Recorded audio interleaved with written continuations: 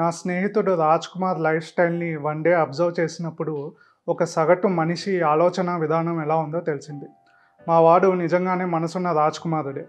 Cinema వాళ్ళకి, కొత్తగా shop open చేసే వాళ్ళకి, ఫాస్ట్ ఫుడ్ సెంటర్స్ వాళ్ళకి ఎంకరేజ్ చేస్తూ ఉంటాడు. సినిమా వచ్చిందంటే చాలు, హిట్టా ఫ్లాపా అనేది చూడకుండా సినిమా చూడాల్సిందే. థియేటర్‌కి వెళ్ళి టికెట్స్ కొనాలంటే బద్ధకం అనమాట. So, book my show open చేసి కన్వీనియన్స్ ఫీజు కట్టి టికెట్ బుక్ చేసుకుంటాడు. దీనికి తోడు బుక్ మై షో వాడు ఇచ్చే ఎప్పుడో అయిపోయిన దివాళీ ఆఫర్‌ని కూడా బుక్ చేసుకొని పాప్‌కార్న్, కోక్ తీసుకుంటాడు. ఎందుకురా అంటే నాకేం పిచ్చి కాదు, 7% డిస్కౌంట్ ఇస్తున్నాడు అని చెప్తాడు. మూవీ అయిపోయాక ఒక షాప్‌కెళ్ళి తనకి ఒక సూట్ వేసుకున్నాడు. అది 15,000 అయింది. మళ్ళీ నైట్ డిన్నర్‌కి వెళ్ళి అక్కడ రెస్టారెంట్‌లో వెయిటర్‌కి 200 టిప్ ఇచ్చాడు. దానగుణంలో కర్ణుడి శిష్యుడు కానీ ఆలోచన విధానంలో మాత్రం వీడు పరమానందయ్య శిష్యుడు. ఎందుకంటే హెల్త్ ఇన్సూరెన్స్ తీసుకో అని ఎన్నిసార్లు చెప్పినా కూడా ఒకటే డైలాగ్ చెప్తూ ఉంటాడనమాట. డబ్బులు ఏమైనా చెట్లకు కాస్తూ ఉంటాయా? ఇదండి పరిస్థితి. ఒక సగటు మనిషి మన దేశంలో పెట్టే ఎక్స్పెన్సెస్లో 10% జంక్ ఫుడ్కి పెడుతున్నాడని ఒక సర్వే చెప్తుంది. ఇదే 10% కనుక మీరు హెల్త్ ఇన్సూరెన్స్ తీసుకుంటే ఫైనాన్షియల్ క్రైసిస్ నుంచి తప్పించుకోవచ్చు. ఇవాళ ఖర్చులు మామూలుగా లేవు. నేను మొన్న కాచిగూడకి ఒక చిన్న హాస్పిటల్కి కన్సల్టేషన్కి వెళ్తే private AC room 8,000 per day ఉంది.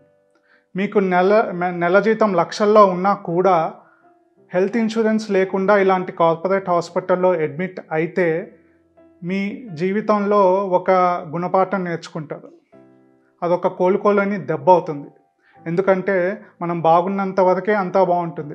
ఒక్కసారి జబ్బులు అనేవి మన బాడీలోకి ఎంటర్ అయిన తర్వాత అవి అంత సులువుగా పోవు. చిన్నవో పెద్దవో ఇబ్బందులు వస్తూనే ఉంటాయి. హాస్పిటల్కి వెళ్ళి వస్తూనే ఉండాలి. అండ్ ఏదో విధంగా ఖర్చు అవుతూనే ఉంటుంది. సో, ఇవాళ మన టాపిక్ వచ్చేసి ఒక మంచి హెల్త్ ఇన్సూరెన్స్ ప్లాన్ని ఎలా ఎన్నుకోవాలి. హలో అండి, నేను doctor Uday Kumar Konukollu, senior consultant, medical oncologist, Hyderabad. So, health insurance plan తీసుకోవాలనుకున్నప్పుడు ముందుగా చూసుకోవాల్సింది కంపెనీ రెప్యుటేషన్. మార్కెట్లో ఆ కంపెనీకి ఎలాంటి నేమ్ ఉందో చూసుకోవాలి. ఇప్పుడిప్పుడే వస్తున్న హెల్త్ ఇన్సూరెన్స్ ప్లాన్ కంటే కూడా ఆల్రెడీ ఎస్టాబ్లిష్డ్ అయిన కంపెనీ ఇచ్చే హెల్త్ ఇన్సూరెన్స్ ప్లాన్స్ తీసుకోవటం మంచిది. నెక్స్ట్ వచ్చే point claim settlement ratio. So, ఈ క్లెయిమ్ సెటిల్మెంట్ రేషియో ఏంటి అంటే, ఫలానా హెల్త్ ఇన్సూరెన్స్ పాలసీ తీసుకున్న పేషెంట్స్ అంతా హాస్పిటల్లో అడ్మిట్ అయ్యాక ఆ ఫైనాన్షియల్ ఇయర్లో ఎంతమంది క్లెయిమ్ చేస్తే ఇన్సూరెన్స్ కంపెనీ ఈ పేమెంట్ అనేది సెటిల్మెంట్ చేసింది అనేది క్లెయిమ్ సెటిల్మెంట్ రేషియో. ఇది 90%కి తక్కువ కాకుండా చూసుకోవాలి. 95% కన్నా ఎక్కువ ఉంటే మంచిది. నెక్స్ట్ పాయింట్ వచ్చేసి, మీరు హెల్త్ ఇన్సూరెన్స్ తీసుకోవటానికి ఏదైనా బలమైన కారణం ఉందా? అంటే కొంతమందికి ఫ్యామిలీస్లో క్యాన్సర్ రన్ అవుతూ ఉంటాయి. కొంతమందికి కార్డియాక్ ఇష్యూస్ ఉండొచ్చు.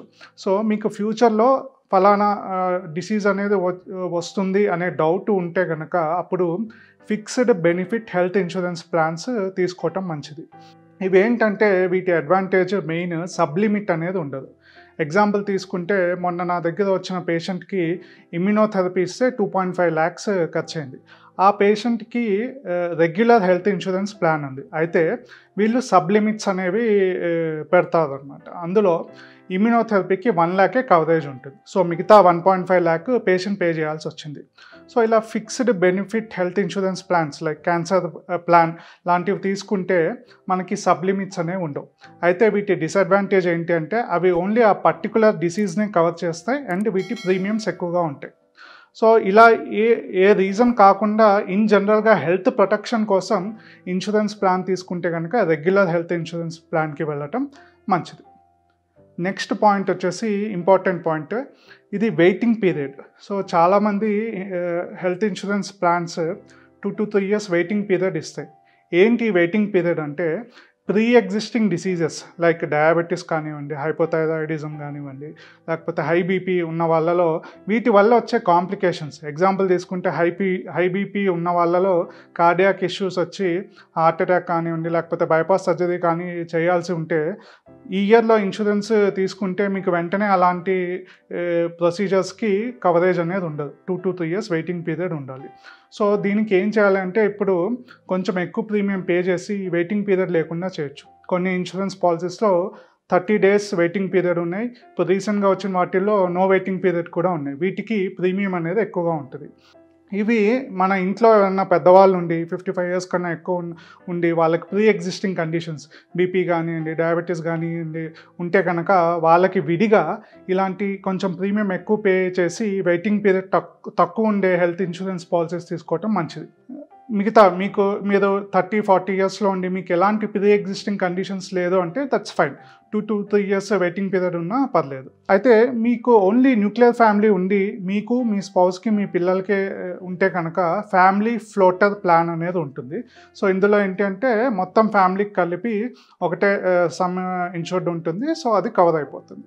సో ఇండివిజువల్ పాలసీ విడిగా తీసుకోవాలా, ఫ్యామిలీ ఫ్లోటర్ తీసుకోవాలా అనేది మీ ఫ్యామిలీ యొక్క ఏజ్ డిస్ట్రిబ్యూషన్ బట్టి ఉంటుంది. ఇంట్లో బాగా పెద్దవాళ్ళు ఉన్నారు అంటే ఇందాక చెప్పినట్టు వాళ్ళకి సపరేట్ ప్లాన్ తీసుకుని వెయిటింగ్ పీరియడ్ లేకుండా చేసుకోవటం మంచిదన్నమాట. సో ఇది కాకుండా ఇప్పుడు కొత్తగా ఏంటి అంటే ఏజ్ లాక్ అనే ఒక కొత్త ఫీచర్ వచ్చింది హెల్త్ ఇన్సూరెన్స్ పాలసీలో. ఇందులో ఏంటంటే సపోజ్ 2022లో హెల్త్ ఇన్సూరెన్స్ మీరు తీసుకుంటే ఇప్పటి వరకు క్లెయిమ్ చేయలేదు, 2029 వరకు క్లెయిమ్ చేయలేదు అనుకోండి. సో 2022లో మీరు ఎంత ప్రీమియం పే చేశారో 2029లో కూడా అంతే చేయాల్సి వస్తుంది. So unless you claim A particular policy అప్పటి వరకు ప్రీమియం అనేది సేమ్గా ఉంటుంది. సో చాలా హెల్త్ ఇన్సూరెన్స్ పాలసీస్ ఎలా ఉంటాయంటే ఏజ్ ఎక్కువ అవుతున్న కొద్దీ ప్రీమియం కూడా పెంచుకుంటూ పోతూ ఉంటుందన్నమాట. సో అలా కాకుండా హెల్త్ ఇన్సూరెన్స్ పాలసీలో ఏజ్ లాక్ ఫీచర్ అనేది ఉంటే కనుక అది తీసుకోవటం మంచిది. మనం నెక్స్ట్ చెక్ చేసుకోవాల్సిన పాయింట్స్ క్యాష్లెస్ ఫెసిలిటీ ఉండేలా చూసుకోవాలి, కోపేమెంట్ లేకుండా చూసుకోవాలి. చాలా ఇన్సూరెన్స్ హెల్త్ పాలసీస్ 80% కవరేజ్ ఇచ్చి 20% మనం పే చేసేలాగా కండిషన్స్ ఉంటాయి. సో అలా కాకుండా నో కోపేమెంట్ ఉండేలా చూసుకుంటే మంచిది. Next coverage of non medical expenses అంటే గ్లౌస్కి లేకపోతే ఇంజెక్షన్స్కి సెలైన్స్కి వీటికి కూడా కవరేజ్ ఉండేలాగా చూసుకోవాలి. ఇంకోటి pre hospitalisation and post hospitalisation expenses కూడా కవర్ అయ్యేలాగా చూసుకోవాలి. 30 days before hospitalisation, 60 days after hospitalisation లాగా ఉండే కవరేజ్ ఉంటే మంచిది. అట్లీస్ట్ ఈ టైం పీరియడ్ అన్నా ఉండాలి. నెక్స్ట్ ఎంత సమ్ ఇన్సూర్డ్ తీసుకోవాలి. సో మీకు ప్రీమియంకి ఫైనాన్షియల్గా ఇబ్బంది లేదంటే కనీసం ఒక 10 lakhs సమ్ ఇన్సూర్డ్ తీసుకుంటే మంచిది. ఎందుకంటే కాస్ట్ అనేది ఈ రోజుల్లో చాలా ఎక్కువగా అయిపోతుంది. సో ప్రీమియంకి ఇంకో 10% ఛార్జెస్ పెట్టుకుంటే మనకి టాప్అప్ ప్లాన్స్ అని కూడా ఉంటాయి.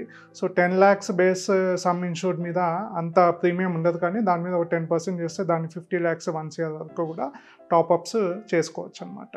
ఇంకొకటి నో క్లెయిమ్ బోనస్. సపోజ్ ఇంత ప్రీమియం కట్టి మీరు అసలు క్లెయిమే చేసుకోలేదు అనుకుందాం. సో ఇప్పుడు కొత్తగా ఇన్సూరెన్స్ పాలసీస్ ఇలాంటి వాళ్ళకి ఏంటి అంటే ప్రీమియం పే చేసినా కూడా క్లెయిమ్ చేసుకోకపోతే నెక్స్ట్ ఇయర్కి మీ సమ్ ఇన్సూర్డ్ ఆటోమేటిక్గా అవే పెంచేస్తాయి అన్నమాట.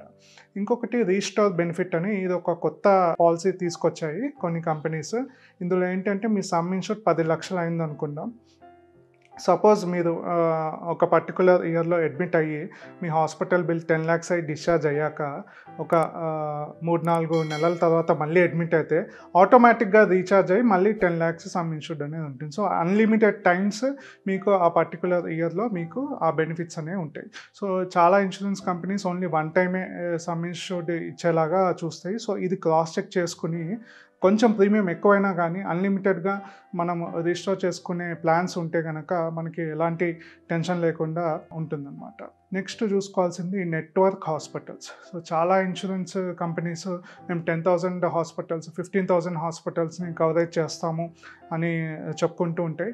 అవన్నీ మనకి అనవసరం అండి. 4 points గుర్తుపెట్టుకోవాలి. మీ ఇంటి దగ్గర పెద్ద హాస్పిటల్స్, చుట్టుపక్కల హాస్పిటల్స్ కవరేజ్ ఉందా?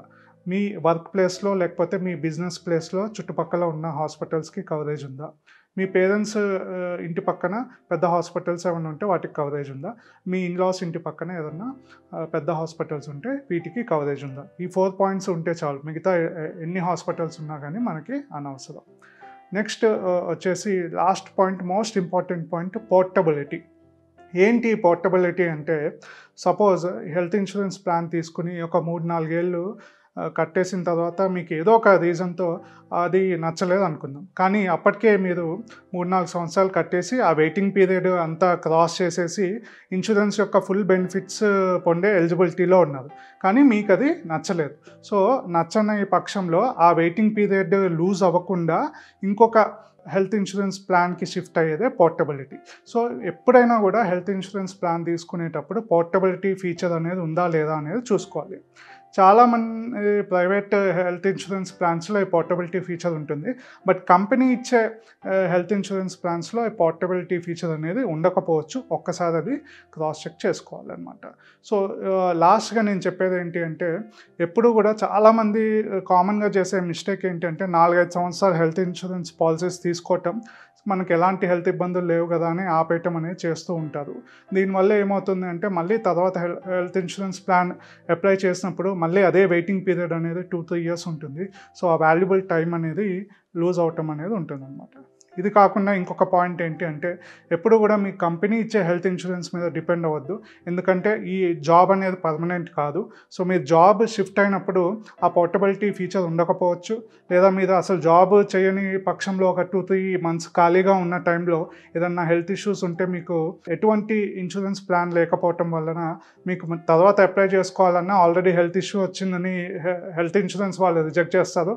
అండ్ కంపెనీ నుంచి కూడా మీకు ఎలాంటి సపోర్టు లేకపోయేసరికి ఫైనాన్షియల్ ఇష్యూస్ అవుతాయన్నమాట. సో, ఎప్పుడూ కూడా కంపెనీ హెల్త్ ఇన్సూరెన్స్ ఉన్నా కూడా మీకు విడిగా ఒక ఇండివిజువల్ హెల్త్ ప్లాన్ ఎంతో కొంత తీసుకోవటం అనేది మంచిది. అండ్ దీని బెనిఫిట్స్ ఏంటి అంటే 80C కింద మనం ఇన్కమ్ ట్యాక్స్‌లో క్లెయిమ్ కూడా చేసుకోవచ్చండి. సో, ఈ చెక్ లిస్ట్ అంతా కూడా నేను కామెంట్ సెక్షన్‌లో పిన్ పెట్టేసి ఉంచుతాను. ఇంకేమన్నా మీకు డౌట్స్ ఉంటే కామెంట్ సెక్షన్‌లో అడగొచ్చు. Thank you.